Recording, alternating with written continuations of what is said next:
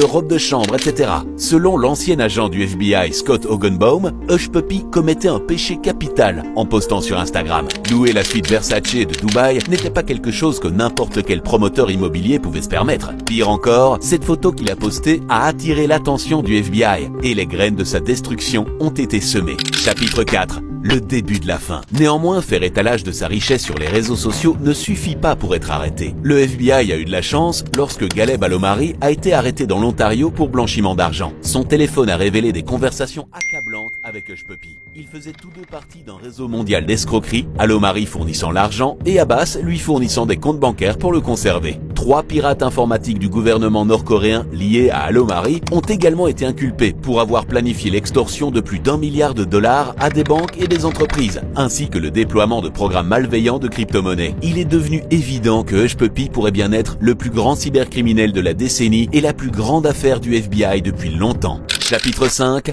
La fin. Hushpuppi serait une grosse prise. Le FBI a donc lancé l'opération Fox Hunt 2 et a effectué un raid dans son majestueux complexe du Palazzo Versace aux premières heures du 8 juin 2020. Au cours de 6 raids simultanés, Hushpuppi a été arrêté avec 11 autres personnes. Et 40 millions de dollars, sa collection de voitures de 7 millions de dollars, 21 ordinateurs portables, 47 smartphones, des dizaines de dispositifs de stockage de mémoire et de disques durs ont été confisqués. Des centaines de milliers d'emails de victimes ont également été découverts. Les escroqueries très médiatisées de Hushpuppi comprenaient 14 millions d'une banque maltaise, 1 million d'un cabinet d'avocats américain et plus de 100 millions d'entreprises britanniques, dont un club de football de première ligue. Cette série a confirmé ce que le FBI soupçonnait déjà. Il venait d'attraper le plus grand cybercriminel de la décennie. Hushpuppi a été extradé vers les États-Unis et risque une peine d'au moins 20 ans de prison pour toutes les charges retenues contre lui.